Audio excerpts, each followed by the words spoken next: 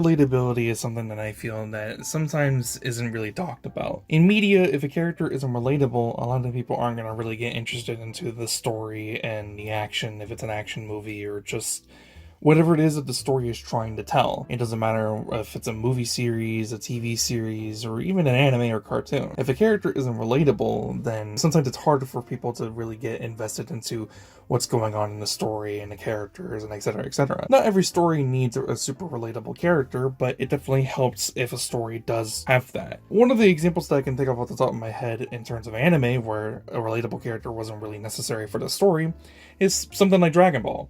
Goku isn't the most extremely relatable character ever because he's just this little monkey boy who starts out this adventure with no one really helping him out whatsoever, but he's extremely formidable and capable. And he then ends up meeting a random girl out of nowhere one day and then ends up going on into an adventure to go look for the Dragon Balls. And then the story continues on from there, and the characters change and develop and grow as the story continues on further.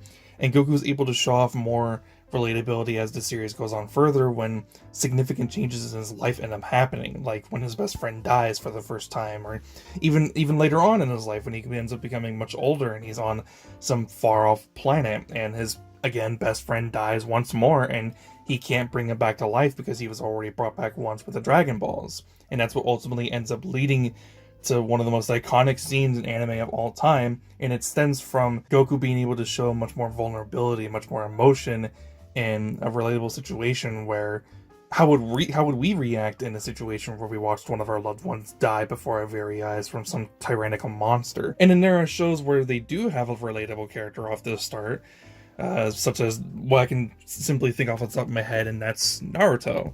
Naruto was very intriguing to me when I first started watching it, and that's just because I really related a lot to Naruto as the main character. I saw a lot of myself within him. I saw a lot of what I went through in my life, and so what Naruto was going through within his life. Obviously, different context because, I didn't have some giant chakra demon fox, stuck inside of my body, but I knew what it meant to be lonely. I knew what it meant to not have a lot of friends. I knew what it meant to not really have parents around to be able to take care of you, to love you and cherish you, and to be there for you whenever you need them. My life was pretty similar to Naruto when I was growing up as a kid because of just stuff that happened in my life. I didn't have too many friends. My mom and my dad had to split up, and because my mom couldn't financially support my brother and I, she had to leave me with my dad and my grandparents. So I knew what it really meant to not be able to have a proper relationship with any of your parents in some form or fashion, and so Naruto was an extremely relatable character to me. So because I was able to relate to the character, I wanted to see where his journey would take him and see how he would grow and develop and change as the story developed on further, and that's exactly what ended up happening. He ends up improving and changing as the story continues on, and he finds more people that he can relate to. He ends up finding a lot more people that he cares about, and he's willing to do whatever it takes to make sure that he protects them at all costs, even if it means that he has to sacrifice his own life to do so. Character relatability is ultimately what ended up making me starting to become a Bleach fan, which is ultimately why I really wanted to make this video and start off the video with that. And that's ultimately what ended up leading me to starting to watch Bleach and enjoy Bleach. And now I'm ready for whatever comes up next with this new animation with the new arc with the 1,000-Year Blood War coming out in the near future, like in a couple of weeks or next month. I'm super excited for it. And it wouldn't have happened this way if it wasn't for the fact that I was able to find something that I was able to extremely relate with the main character with. A couple of years ago, I forget when exactly it was, but a buddy of mine who's a huge Bleach fan tried to get me into watching the show, and I just wasn't really into it. I tried watching it after a while. I was in the Soul Society arc. Ichigo, I think, was about to fight Byakuya, but I just wasn't interested, and I stopped watching because I couldn't relate to anything about the character, and I couldn't really see anything else about the character that I really liked about him. And so I just stopped watching. It just was something that wasn't really interesting to me, and I just gave up on it. But then something happened to me last year that ultimately has helped me see some more things about Ichigo than I would have before if the moment in my life didn't happen. And that was the tragic, unfortunate death of my mom last year. She died unexpectedly, and I was in complete disarray. I was sad, I was angry, I felt a lot of different emotions, and I was I didn't really know how to feel, and even to this day, I still don't really know how to describe how I felt during that time frame. Obviously, in the moment when I was told that she had passed away, I was upset. I was depressed. Again, I'm like having trouble finding the words to describe how I felt in the moment. I just felt despair, and I felt like somehow like it was my fault, right? I didn't do enough to be able to try to connect with my mom, because at no point did she never want anything to do with me. She always loved me. She always wanted to be there for me, but I never extended my hand out towards her to connect with her more. And so I think for a long period of time after she died, I felt a lot of I felt a lot of guilt, because I felt like I didn't do enough. I didn't do enough to connect with her more. I didn't do enough to connect with the rest of my family more. And even sometimes I feel like I don't even connect with my friends enough, and I just keep myself inside of this bubble, and I don't ever leave. I don't ever want to leave, and it's just because I'm so terrified of what the world and the people within that world are gonna potentially do, and it just terrifies me. And so for a long time, I think I felt like I put a lot of the blame onto myself, and I felt like I didn't really do enough. I didn't show how much I actually cared about my mom. I felt like that just was what I was doing during that time frame. And I'm in my 20s. I'm still young, but obviously I'm at a point in my life where I should be okay without being able to live with my mom, but I didn't get a chance to grow up during my childhood with my mom. She left when I was incredibly young because, like I said, she couldn't financially support my brother and I. So I'm not mad at her for having to leave me, but I'm mad at myself for not trying to be there more, trying to show my care and my love for this person who brought me into this world, who brought me to life, and is the reason why I even exist in the first place. I feel like I didn't do that enough. So when the episode came along the way, and Ichigo is visiting his mom's grave with his family, his dad and his two sisters, I saw a lot of myself within Ichigo in that episode. Ichigo feels remorseful, upset, sad, and angry towards himself. And it was then in that moment where I really saw a lot of how I was feeling during that time frame when I was grieving over my mom's death. I saw a lot of myself within Ichigo in that episode.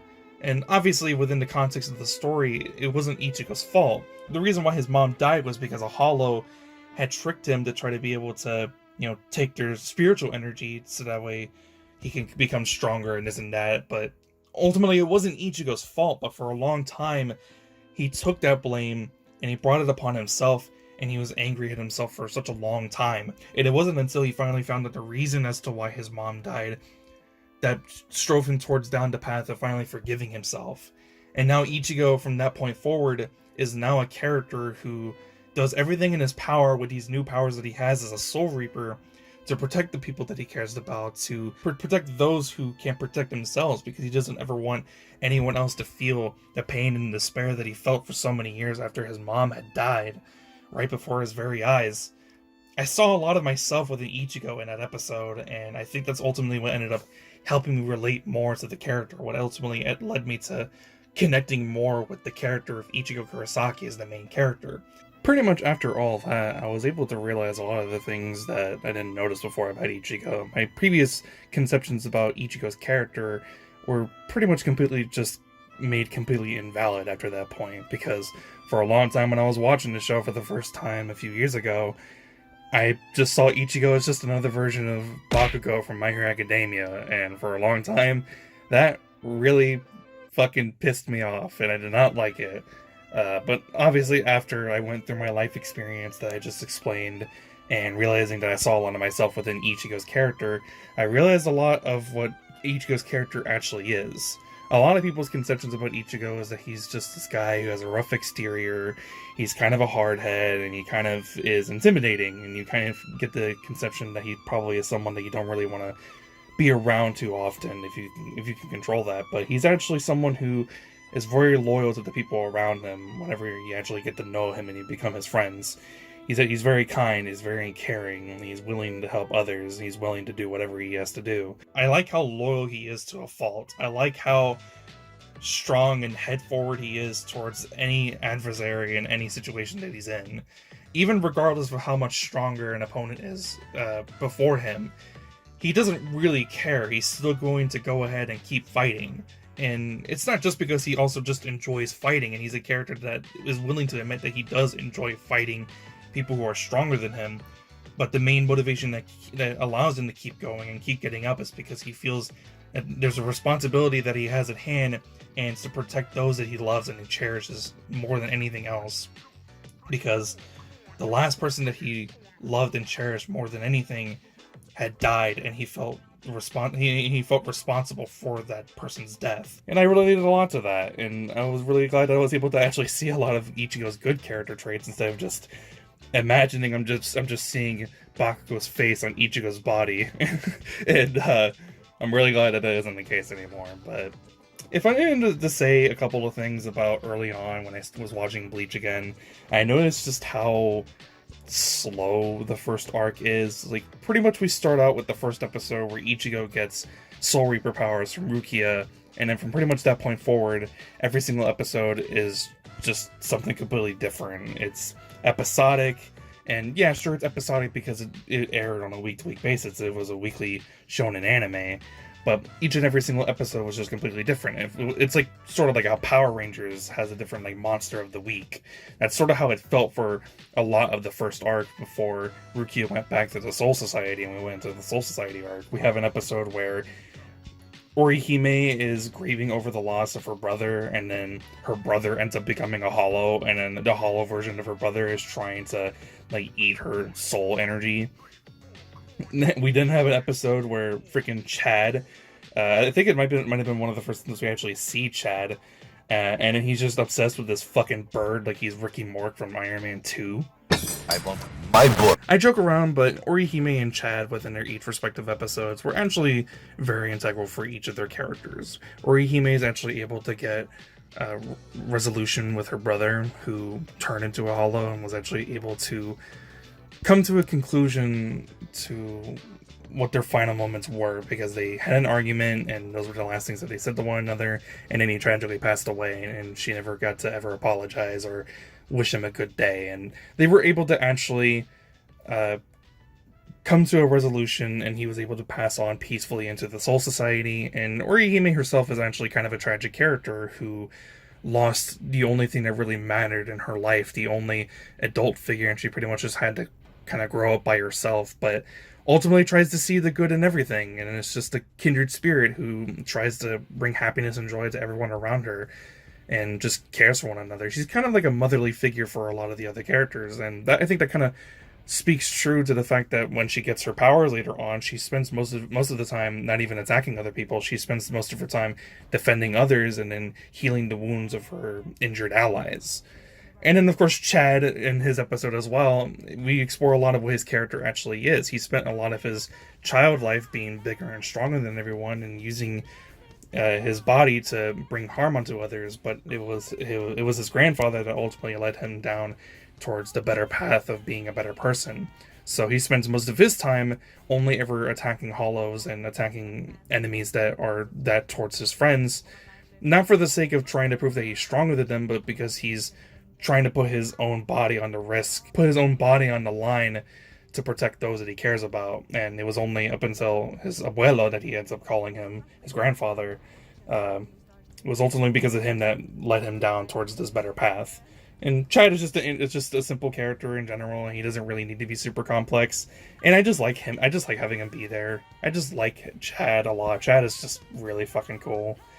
It kind of sucks that he's like sort of fodder material like Krillin from DBZ, but I just like having him there. Chad being around at all is just really cool. And then we pretty much just continue on from there, and then we see a couple of other interesting characters that are interesting in a different kind of way, and they're not exactly the greatest. And whenever the series has to, or the show at least, the pacing's probably a lot better in the manga because it doesn't have to pad out for timing.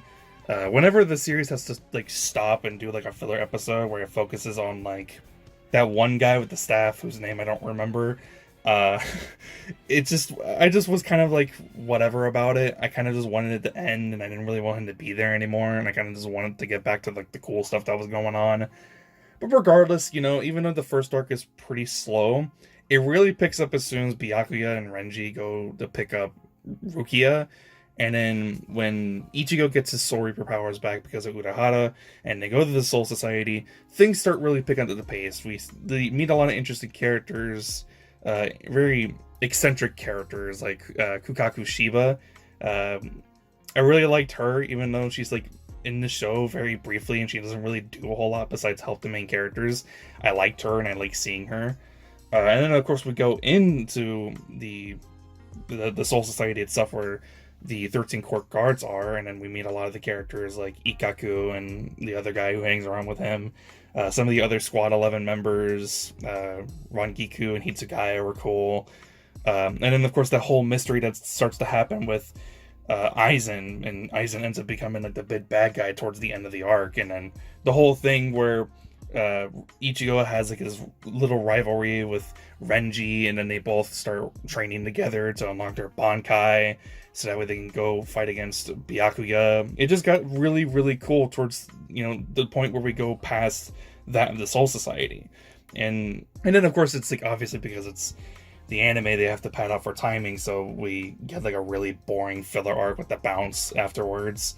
And like I said, like with like the pacing issues, the manga probably does a lot, probably fixes that a lot more because it doesn't have to pad out for timing, like I said. But because of the anime, it kind of felt like there was a lot of pacing issues, and you really feel that early on, like I said, with the first arc, and then you sort of feel that still even in the Soul Society stuff. And then you still feel that even later on towards like the stuff with like the Hoikomondo, and like the Arankars and the Espada, which kind of sucks. But you know, it wasn't really that big of a deal. It didn't really make the experience worse because I was still interested as to what was happening, and I still wanted to see what was going to happen next. But that definitely doesn't help make the experience better. But it didn't also hinder the experience, at least, so I at least appreciate that much. This is the story of how I basically become a Bleach fan. I just watched the show at the right time, at the right place in my life, and it ultimately ended up leading me into watching the second out of the big three, which is Naruto, Bleach, and One Piece. So now the question lies, am I ever going to watch One Piece next? I have no idea. I am kind of tempted to start maybe watching a couple of episodes, but I honestly have no idea if that's ever really going to happen. Maybe it will. I have no idea. I just really wanted to make this video really quick to talk about character relatability and how important it can be for certain stories, and ultimately how that led me to starting to become a Bleach fan. And I'm excited to see what ends up coming next with the 1,000 Year Blood War that's being animated finally after it was concluded in the manga. And yeah, I'm just really excited to see what ends up happening next in the story. I don't know what's going to happen to Ichigo. I don't know what's going to happen for the other characters. I just hope that it's pretty fucking awesome. But regardless, that's pretty much all I really have to say. If you liked the video, be sure to leave a like. If you want to see more, please be sure to subscribe. I'll see you guys next one. Have a fantastic day. I'm out. Peace.